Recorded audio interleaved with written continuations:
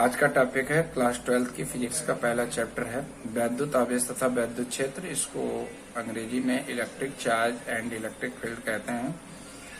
ये चैप्टर स्थिर वैद्युतिकी के अंतर्गत आता है। स्थिर वैद्युतिकी को हम इलेक्ट्रोस्टैटिक कहते हैं। इलेक्ट्रोस्टैटिक दो शब्दों से मिलकर बना हुआ है, इलेक्ट्रो प्लस स्टैटिक। इलेक्ट्रो का अर्थ होता है आवेश और स्टैटिक का मतलब होता है स्थिर। ऐसी वस्तुओं का हम अध्ययन करते हैं, एक भौतिक विज्ञान की शाखा जिसके अंतर्गत ऐसी वस्तुओं का अध्ययन किया जाता है जिसमें आवेश स्थिर रहे, तो उसे हम लोग स्थिर वैद्युतिकी या इलेक्ट्रोस्टैटिक कहते हैं। तो इसकी परिभाषा देख लेते हैं। विज्ञान की शाखा जिसके अंतर्गत स्थिर आवेशों का अध्ययन किया जाता है स्थिर वैद्युतिकी कहलाता है। ठीक है ना। तो अगले भाग में अगले के लिए फिर मैंने देखा है कि इसमें सबसे पहला पॉइंट आता है कि वैद्युत आवेश। सबसे पहले हम वैद्युत आवेश के बारे में समझ लेते हैं। वैद्युत आवेश क्या है? वैद्युत आवेश पदार्थ का वह गुण है जिसकी उपस्थिति में वह पदार्थ किसी अन्य वस्तु पर बल का अनुभव करता है, उसे हम लोग क्या कहते हैं? विद्युत आवेश कहते हैं। जैसे आप लोगों ने फॉर एग्जाम्पल, जैसे आपने कभी देखा होगा कि कंघे को सूखे बालों पर रगड़ते हैं, रगड़ने के पश्चात हल्की वस्तुएं जैसे कागज के टुकड़े या तिनके का पास ले जाते हैं, तो उस कंघे में ये हल्की वस्तुएं जैसे कागज या तिनका उसमें चिपक जाते हैं। तो बहुत सारे ऐसे प्रैक्टिकल हैं हम लोग कर सकते हैं, तो जिससे पता लगता है कि हाँ वैद्युत आवेश किसी वस्तु पर हमेशा बल आरोपित करता है। तो दूसरी बात करते हैं कि आवेश एक कितने प्रकार का होता है। वैद्युत आवेश दो प्रकार का होता है, एक धन आवेश और एक ऋण आवेश। तो इसकी 1750 ईस्वी में बेंजामिन फ्रैंकलिन नामक वैज्ञानिक थे। बेंजामिन और फ्रैंकलिन ये अमेरिका के रहने वाले थे। 1750 ईस्वी में उन्होंने बताया था कि आवेश दो प्रकार का होता है, धन आवेश और ऋण आवेश। तो धन आवेश होता क्या है? धन आवेश को कहते हैं जब किसी परमाणु से एक से अधिक इलेक्ट्रॉन निकल जाते हैं तो वह परमाणु धनावेशित हो जाता है।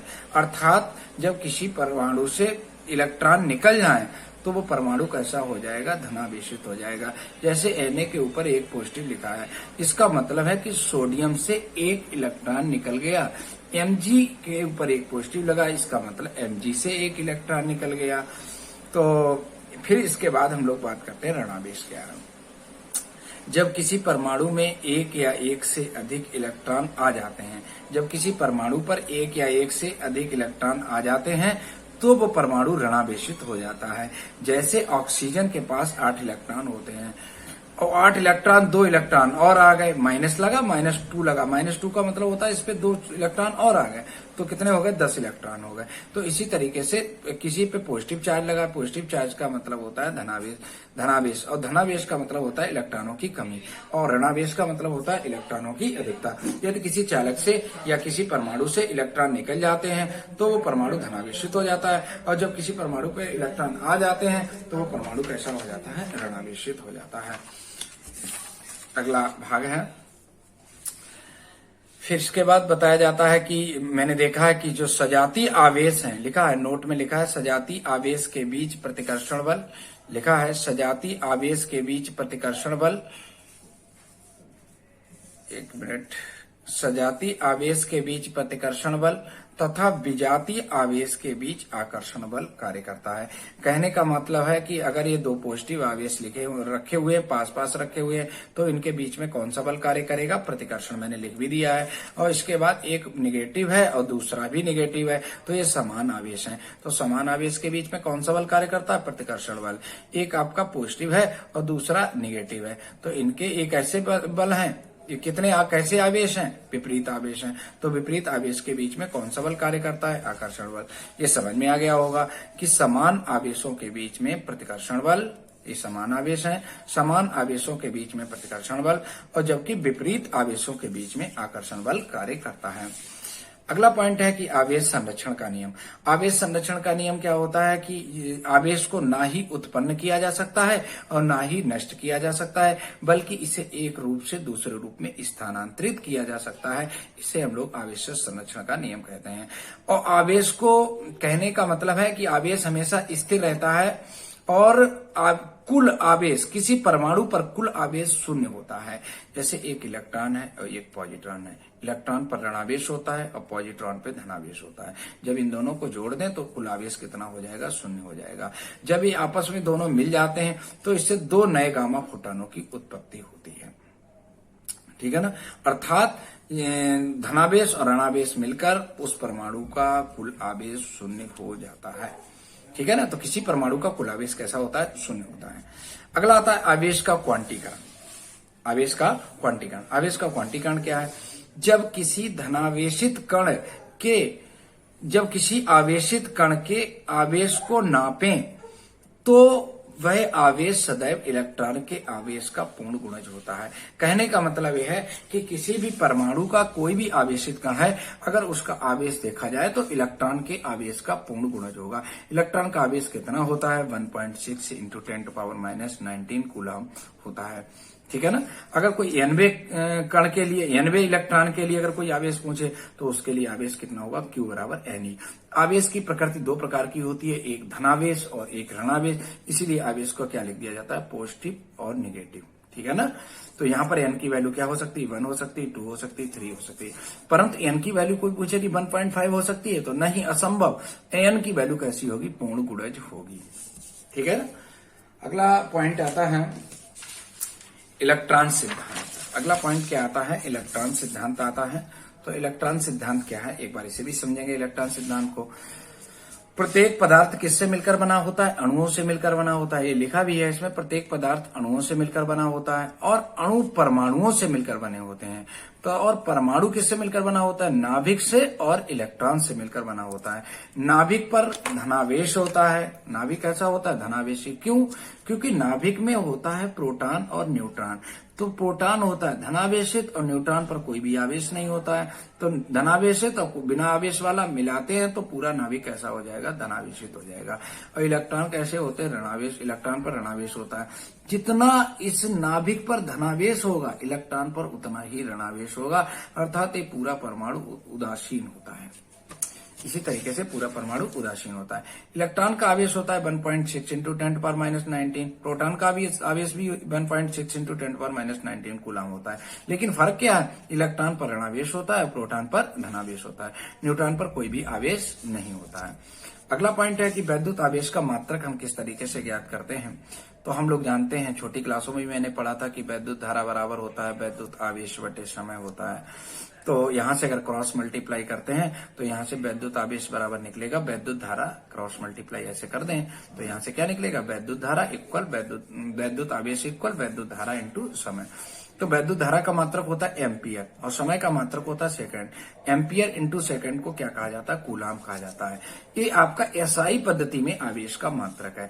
अगर सीजीएस पद्धति में अगर आपसे इसका मात्रक हम पूछे तुमसे तो क्या कहोगे? इसमें एसआई पद्धति में कूलाम था और सीजीएस पद्धति में इसका मात्रक स्टेट कूलाम होता है। ठीक है ना? अगर कूलाम और स्टेट कूलाम में कोई रिलेशन पूछे तो कहेंगे एक कूलाम में 3 × 10⁹ स्टेट कूलाम होते हैं। आवेश का सबसे बड़ा मात्रक फैराड होता है और एक फैराड में 96,500 कूलाम होते हैं। तो आवेश का सबसे बड़ा मात्रक क्या है? फैराड। ठीक है ना?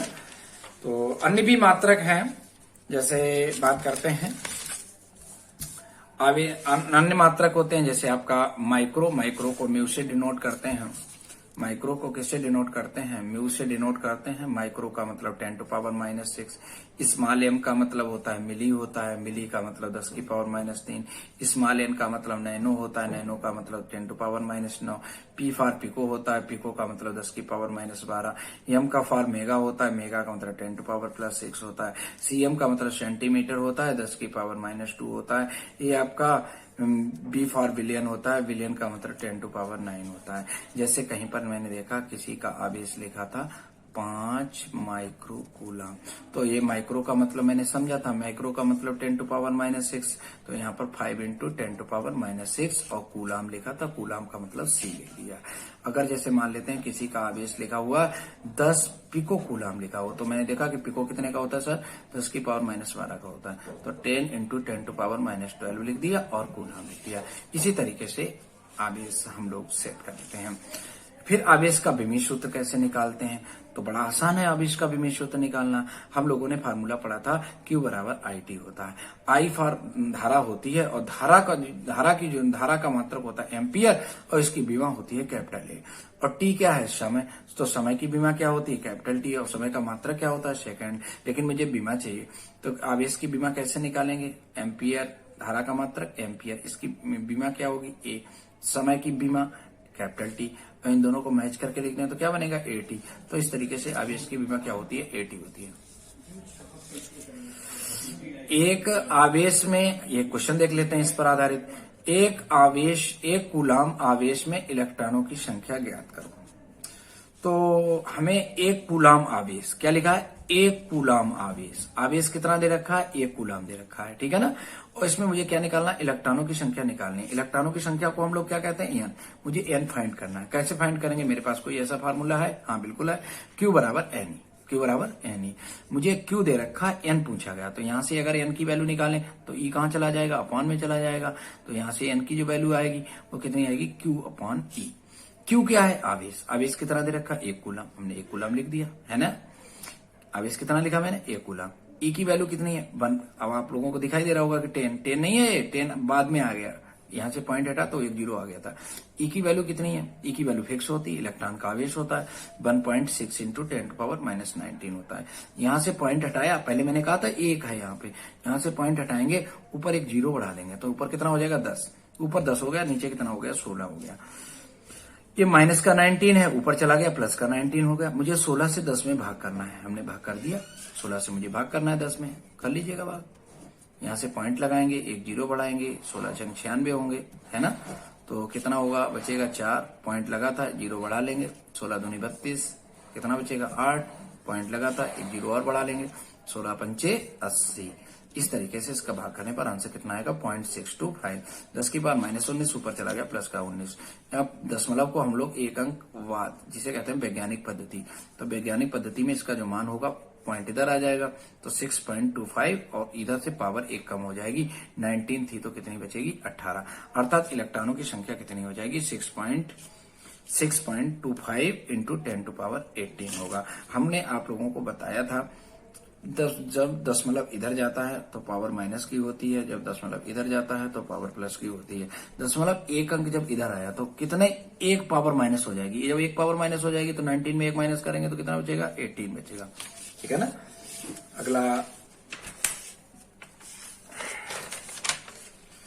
अगला एक और दूसरा क्वेश्चन देख लेते हैं।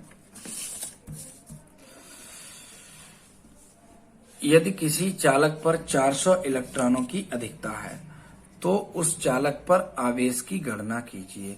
तो किसी चालक पर कितने इलेक्ट्रॉन हैं, 400 इलेक्ट्रॉन अधिकता है। हमने आपको बताया है, यदि किसी चालक पर धनावेश होता है, एक बार फिर से, यदि किसी चालक पर 400 इलेक्ट्रॉनों की अधिकता है तो उस चालक पर आवेश की गणना करनी है। कितने इलेक्ट्रॉन है, 400, मुझे इलेक्ट्रॉनों की संख्या दे रखी है 400, लेकिन अधिकता है। अधिकता का मतलब मैंने बताया था, यदि किसी चालक पर इलेक्ट्रॉनों की अधिकता है तो उस चालक पर कौन सा आवेश होगा, ऋण आवेश। ऋण आवेश का मतलब माइनस चार्ज होगा, क्योंकि मैंने बताया था जब किसी चालक पर इलेक्ट्रॉनों की अधिकता होती है तो उस चालक पर ऋणावेश होता है, जब इलेक्ट्रॉनों की कमी हो जाती है तो चालक पर धनावेश आ जाता है। खैर, इसमें लिखा 400 इलेक्ट्रॉनों की अधिकता है, तो एन की वैल्यू कितनी हुई, 400। अधिकता है, अधिकता का मतलब उस चालक पर कौन सा आवेश होगा, ऋणावेश होगा, और उस पर आवेश पूछा गया। आवेश का मतलब मुझसे क्या पूछा गया, क्यू। कोई ऐसा फार्मूला है जिसमें क्यू निकलना है, एन की वैल्यू दे रखी है और क्यू मुझे निकालना हो, तो कौन सा फार्मूला लगेगा, तो क्यू बराबर एन। एन का मतलब इलेक्ट्रॉनों की संख्या, इलेक्ट्रॉनों की संख्या कितनी है, 400, हमने लिख दिया। E की वैल्यू कितनी है, 1.6 इंटू 10 पावर -19। यहां से पॉइंट हटाया, नीचे एक 0 बढ़ा लिया, एक 0 से इसका एक 0 कैंसिल कर दिया। अब यहां पर बचा 40 और यहां पर बचा 16, 40 और 16 का मल्टीप्लाई करेंगे, 16 चौको 64 और एक जीरो लगा था, लगा देंगे, 10 की पावर -19 लिखा था। इस तरीके से चालक पर आवेश कितना होगा, 640 इंटू 10⁻⁻19 कूलाम होगा। ठीक है ना। अगला भाग है ये कूलाम का नियम है, काफी इंपॉर्टेंट भी है और मुश्किल नहीं है, काफी आसान है। कूलाम का जो नियम हमेशा दो आवेशों के बीच में कार्य करता है। ये पहला आवेश होता है Q1, दूसरा आवेश होता है Q2। इनके बीच की कोई ना कोई डिस्टेंस होती है R और इन्हीं के बीच में कोई ना कोई बल कार्य करता है। अगर ये दोनों आवेश प्लस के हैं, तो मैंने बताया था कि समान आवेश के बीच कौन सा बल कार्य करेगा, प्रतिकर्षण। अगर ये दोनों माइनस के हैं तब भी इनके बीच कौन सा बल कार्य करेगा, ये भी दोनों समान है तो इनके बीच कौन सा बल कार्य करेगा, प्रतिकर्षण। अगर ये एक पॉजिटिव है और दूसरा नेगेटिव है तो ये विपरीत आवेश हो गए, तो विपरीत आवेश के बीच में कौन सा बल कार्य करता है, आकर्षण। तो सबसे पहले मुझे ये सीखना पड़ेगा कि समान आवेश के बीच में प्रतिकर्षण बल और विपरीत आवेश के बीच में आकर्षण बल कार्य करता है।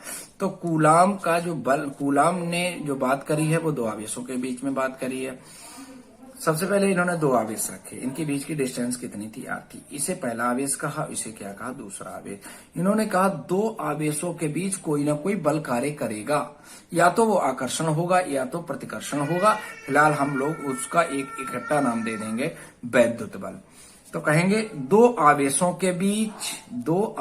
के बीच कार्य करने वाला वैद्युत बल, इनके बीच में कोई बल कार्य कर रहा होगा। दो आवेशों के बीच कार्य करने वाला वैद्युत बल उन आवेशों के गुणनफल के, इन दोनों का मल्टीप्लाई हो रहा है, उन दोनों आवेशों के गुणनफल के अनुक्रमानुपाती होता है। और बीच की दूरी के वर्ग के व्युत, देखो बीच की दूरी R है, उसके वर्ग के व्युत क्रमानुपाती होता है। ठीक है ना। तो कूलाम का नियम क्या है, दो आवेश हैं, दो आवेशों के बीच कार्य करने वाला वैद्युत बल उन आवेशों के गुणनफल के अनुक्रमानुपाती और बीच की दूरी के वर्ग के व्युत्क्रमानुपाती लिखा होता है। अगर ऊपर लिखा है तो अनुक्रमानुपाती है, नीचे लिखा है तो क्या होता है, व्युत्क्रमानुपाती होता है। तो आवेशों के गुणनफल के तो अनुक्रमानुपाती होता है और बीच की दूरी के वर्ग के व्युत्क्रमानुपाती होता है। यहां से प्रोपोर्शन हटाएंगे, एक कांस्टेंट आ जाएगा, उस कांस्टेंट को हम लोग क्या कहेंगे, स्मॉल k कहेंगे। ठीक है ना। जहां k क्या है, एक नियतांक है, k क्या है, कांस्टेंट है, और जिसका मान प्रयोगों द्वारा प्राप्त होता है 9 × 10⁻9 न्यूटन डैश मीटर स्क्वायर प्रति कूलाम स्क्वायर प्राप्त होता है। जहां हम लोग k को क्या कहते हैं, 1/4πε0 कह देते हैं। ठीक है ना। जहां ε0 है क्या, आपसे पूछा जाता है ε0 क्या है, ε0 निर्वात की वैद्युतशीलता है। ठीक है ना। तो यदि आवेश के बीच का माध्यम, जो आवेश रखे हुए हैं इनके बीच का माध्यम कोई और हो, जैसे जल हो, तेल हो, और भी कुछ माध्यम हो सकता है, तो ऐसी स्थिति में यहाँ पर 4πε0 नहीं होगा, तो यहाँ पर 4πε0 k भी जुड़ जाएगा। तो यहाँ पर वैद्युत बल की परिभाषा क्या होगा, तो वैद्युत बल क्या होगा, 1/4πε0, ε0 नहीं होगा, आपकी बार क्या होगा, ε0 k होगा, Q1 Q2/R²। ठीक है ना। और कैपिटल के है क्या, कैपिटल के उसका परावैद्युतांक है। ठीक।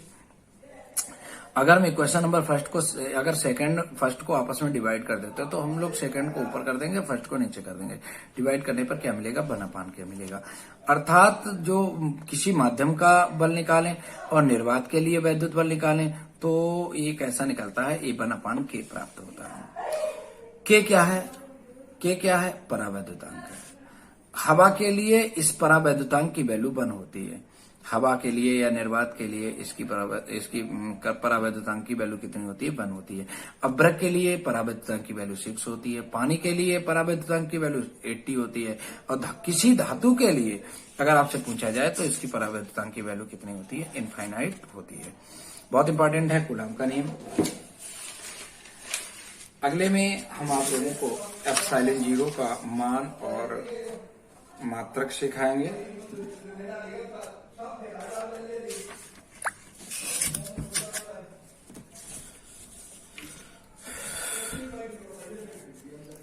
अब हम लोग आपको ε0 का मान और मात्रक बताएंगे। एप्सिलॉन जीरो का मान मात्रक निकालने के लिए वी नो दैट हम लोग जानते हैं 1/4 एप्सिलॉन जीरो की वैल्यू होती है 9 × 10⁹। अगर हम इसको पलट दें, किसको क्या करें, पलट दें, और इसका जो मात्रक होता है न्यूटन डैश मीटर स्क्वायर प्रति कूलम स्क्वायर होता है, ये 1/4 एप्सिलॉन जीरो की वैल्यू है। अगर इसको हम पलट देते हैं तो 4 एप्सिलॉन जीरो की जो वैल्यू है वो आ जाएगी। इसको भी पलट देंगे तो 1/9 × 10⁹ coulomb square upon newton dash metre square हो जाएगा।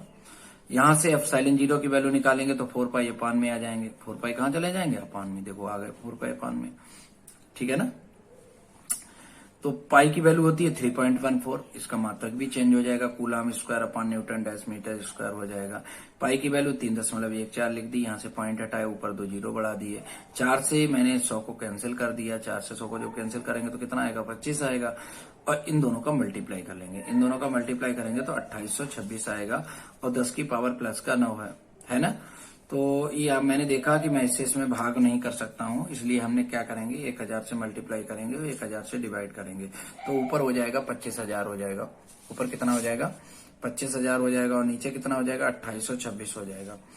और मुझे इसमें भाग करना, अब हम 2826 से 25,000 में भाग कर सकते हैं, तो इसको भाग कर सकते हैं, अलग कहीं कर लीजिएगा।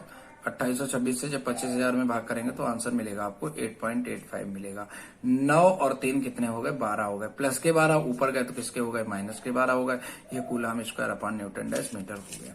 इस तरीके से एप्सिलॉन जीरो का कोई मान पूछता है तो कहेंगे 8.85 × 10⁻⁻12। कोई एप्सिलॉन जीरो का मात्रक पूछता है तो कहेंगे coulomb square upon newton dash metre square.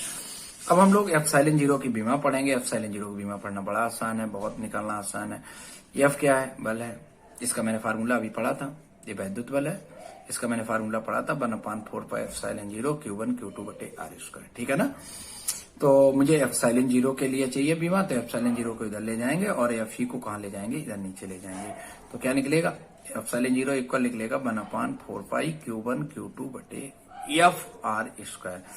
तो आवेश की जो बीमा है सभी लोग जानते होंगे, अभी मैंने निकाली भी थी। आवेश की बीमा होती है AT, और दूरी की बीमा होती है L, और L जो बल है, बल की बीमा होती है mL/10⁻²।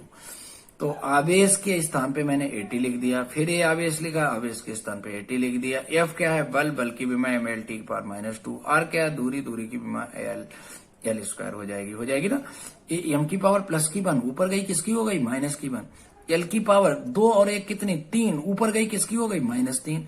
T की पावर -2 है, ऊपर जाएगी तो किसकी हो जाएगी, प्लस की 2, और 2 पहले से ही है तो कितनी हो जाएगी, 4। A की पावर कितनी है, 1 जोड़ेंगे तो कितना हो जाएगा, 2। अर्थात एप्सिलॉन जीरो की बीमा कितनी निकलेगी, m की पावर -1, L की पावर -3, T की पावर 4 एंड A की पावर 2, ठीक है ना। अगला भाग होगा, इसी पर आधारित एक न्यूमेरिकल होगा, पर आधारित एक न्यूमेरिकल है। क्या है न्यूमेरिकल, देख लेते हैं हम लोग। यदि दो समान एक कूलम के आवेश, दो समान एक कूलम के आवेश हैं, एक कूलम के आवेश हैं, एक कूलम का ये भी है, एक कूलम का ये भी है, दो समान आवेश हैं, एक दूसरे से कितनी दूरी पर रखे हुए हैं, कितनी, 1 मीटर। तो हम लोग दूरी को क्या कहते हैं, R कहते हैं, और पहले आवेश को क्या कहते हैं, Q1, और दूसरे आवेश को क्या कहते हैं, Q2।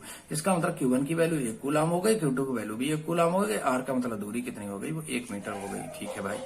तो ज्ञात कीजिए क्या, निर्वात के लिए कूलम बल। तो हम लोग निर्वात के लिए फर्स्ट पार्ट में क्या पूछा गया, निर्वात के लिए कूलम बल। सेकेंड पॉइंट पानी के लिए कूलम बल। थर्ड पॉइंट में धातु के लिए कूलम बल। सबसे पहले हम निर्वात के लिए कूलम बल बताएंगे। तो यहाँ पर Q1 की वैल्यू 1 हो गई, Q2 की वैल्यू कितनी हो गई, 1। इनके बीच की दूरी कितनी हो गई, 1 मीटर हो गई ना। तो निर्वात के लिए K की वैल्यू मैंने क्या पढ़ी थी, 1 पढ़ी थी। यह बराबर 1/4 epsilon zero K Q1 Q2/R², ये मैंने पढ़ा था। तो 1/4 एप्सिलॉन जीरो की वैल्यू मैंने कितनी बताई थी, 9 × 10⁻9, ठीक है ना। ये आपको याद रखनी होगी। 1/4 एप्सिलॉन जीरो की वैल्यू कितनी होती है, 9 × 10⁻9 होती है। अपान में क्या लिखा था, K, तो K की वैल्यू कितनी हो गई, 1 लग दी। Q1 की वैल्यू 1 है, Q2 की वैल्यू 1 है, R की वैल्यू 1 है, 1 का स्क्वायर करेंगे 1 ही रहेगा। तो इन सब का जब हम सॉल्व करेंगे तो 1 ही रहेगा, 1 का 9 में मल्टीप्लाई करेंगे तो वही रहेगा, 9 × 10⁻9। और बल का मात्रक होता है न्यूटन। मात्रक लिखना बहुत ही आवश्यक है, बिना मात्रक के वो शब्द अधूरा रहता है। जैसे अब हम लोग जैसे बिना वस्त्रों के व्यक्ति अधूरा रहता है, सुशोभित नहीं रहता है, इसी तरीके से कोई भी किसी डिजिट की वैल्यू, कोई भी संख्या, कोई भी आपकी भौतिक राशि है, उसका जब तक मात्रक नहीं लिखते हैं तब तक वो अधूरा रहता है। खैर, अब हमसे पूछा गया था पानी के लिए। किसके लिए पूछा गया था? पानी के लिए। तो पानी के लिए परावैद्युतांक की वैल्यू कितनी है? 80 है। तो हम लोगों ने ये फार्मूला पढ़ा था, F बराबर 1/4πε0 K Q1 Q2 बटे R²।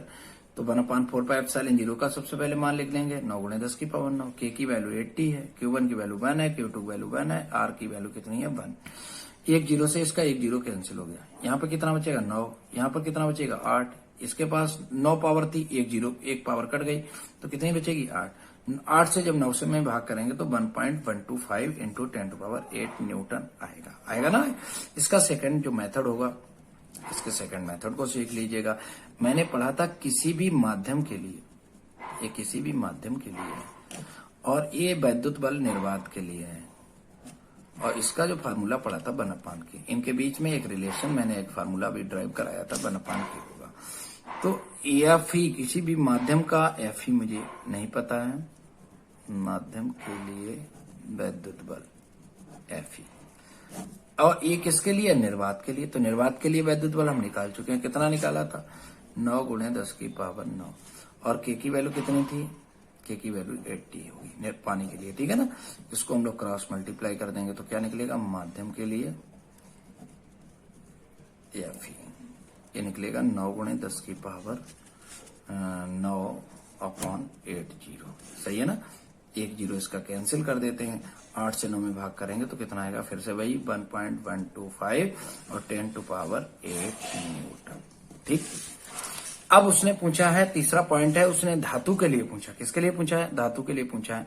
तो धातु के लिए कैसे? मैंने पढ़ा था धातु के लिए जो परावैद्युतांक की वैल्यू होती है वो इनफाइनाइट होती है। तो माध्यम के लिए, माध्यम का वैद्युत बल कितना होगा? निर्वात का वैद्युत बल अपॉन K। ये मैंने फार्मूला अभी यहां से बताया था। अगर इसका क्रॉस मल्टीप्लाई इधर कर दें तो माध्यम का वैद्युत बल बराबर निकलेगा निर्वात का वैद्युत बल अपॉन K। K की वैल्यू क्या है? इनफाइनाइट। निर्वात का वैद्युत बल कितना है? 9 × 10 की पावर 9। और किसी भी संख्या के, ये हम लोग जानते हैं, यदि किसी भी संख्या के नीचे जीरो लिख दिया जाए तो उसे इनफाइनाइट कहते हैं, और किसी संख्या के नीचे इनफाइनाइट लिख दें तो वो क्या होती है? जीरो। अर्थात माध्यम का वैद्युत बल कितना होगा? 0 न्यूटन होगा। ठीक है ना। बस वीडियो काफी बड़ी हो रही है तो इसलिए बस आज का भाग इतना ही रखेंगे। कल हम आप लोगों को वैद्युत क्षेत्र के बारे में पढ़ाएंगे। ठीक है। Thank you.